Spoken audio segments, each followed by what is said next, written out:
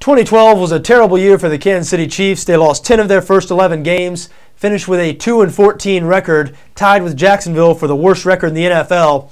But that wasn't the worst thing that happened to the franchise. The murder-suicide of linebacker Javon Belcher. Belcher killed the mother of his young child before going to the Chiefs facility and killing himself in front of head coach Romeo Crennel and general manager Scott Pioli. It really marred the 2012 NFL season and will hang like a dark cloud over this Chiefs franchise for the foreseeable future. Now, looking at the football side of things, I think there's hope for a relatively quick turnaround in Kansas City. This is not the Jacksonville Jaguars, a franchise totally bereft of talent. The Chiefs actually had 6 players named to the Pro Bowl last year, remarkable when you consider they only won 2 games, and something that definitely doesn't make the coaching staff look very good. Maybe that's why there's now a new coaching staff in Kansas City. Romeo Crennel has been fired. GM Scott Pioli has been fired. John Dorsey, the new general manager in Kansas City. Dorsey has worked for the Green Bay Packers organization for the last several years. And Andy Reid has been named head coach. Reid, of course, the longtime coach of the Philadelphia Eagles, had great success throughout his tenure there before finally wearing out his welcome. The Eagles were terrible last season. But I don't think that means Reid forgot how to coach football. And if I was a Chiefs fan, I'd be very optimistic that better days are right around the corner with Andy Reid as head coach.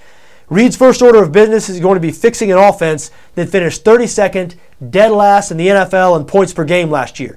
Reid is an offensive guy. His offenses in Philadelphia seem to be good every year. I know, again, 2012 was bad all around for the Eagles, but throughout the 14 years Andy Reid was in Philadelphia, they had good offenses nearly every year. And Reid has some pieces in Kansas City. They have some players. Jamal Charles, one of the best running backs in the NFL. Dwayne Bowe, if they can re-sign him, he's a free agent. But Dwayne Bowe is a difference maker at the wide receiver position. Even a player like Dexter McCluster, who hasn't been used much for the last couple of years in Kansas City. He can play a little slot receiver, can play a little running back. I think there's going to be a place for him in Andy Reid's offense. He just needs to find a quarterback. Anybody who's seen the Chiefs play for the last 2 or 3 years knows the right guy is not currently on the roster. Matt Castle, I think his days as an NFL starter are done, even though he will be able to find work as a backup.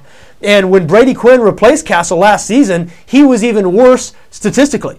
So I do think the Chiefs are going to do something different at the quarterback position this offseason. Now, what will that be? They do have the #1 overall pick in the draft, but the general consensus seems to be there might not be a quarterback coming out of college this year that's worthy of a top 5 pick, much less the #1 pick overall. And the free agency pool, the quarterbacks who are going to be eligible for free agency, no real big names there. That pool's somewhat limited also, so the Chiefs might have to resort to a trade. And a couple of intriguing options there. There are certainly guys like Alex Smith and Matt Flynn.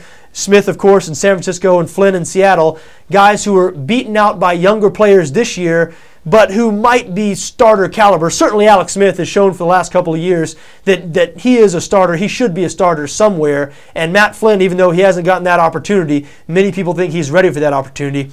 But a guy to keep an eye on is Nick Foles. There's been a rumor that Andy Reid liked what he saw out of Nick Foles last year, and the Chiefs will try to trade for Nick Foles. Foles, of course, was a rookie for the Eagles last year, took over for Michael Vick after Vick sustained a couple of concussions, and they just kept on rolling with Foles because the Eagles were out of the playoff race. And Foles was up and down. Tell you the truth, when I first heard this report or rumor or whatever you want to call it that Andy Reid was interested in trading for Nick Foles, I was a little surprised, but I guess he feels that Foles knows his offense. Foles is a young guy, obviously was a rookie last year, and I think he feels the future is brighter with Nick Foles than certainly with Matt Castle or Brady Quinn. You also have to consider that Foles might not fit in with what Chip Kelly will be installing in Philadelphia. The Eagles recently re-signed Michael Vick, and they also signed quarterback Dennis Dixon, so they might be open to trading Foles.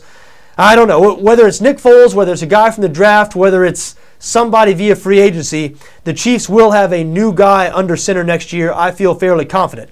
Now on defense, I think the personnel is going to remain largely the same. They might restructure the contracts of Tamba Hali or Tyson Jackson. Hali's due over $15 million this coming year, and Jackson, the biggest cap number on the team, over $17 million.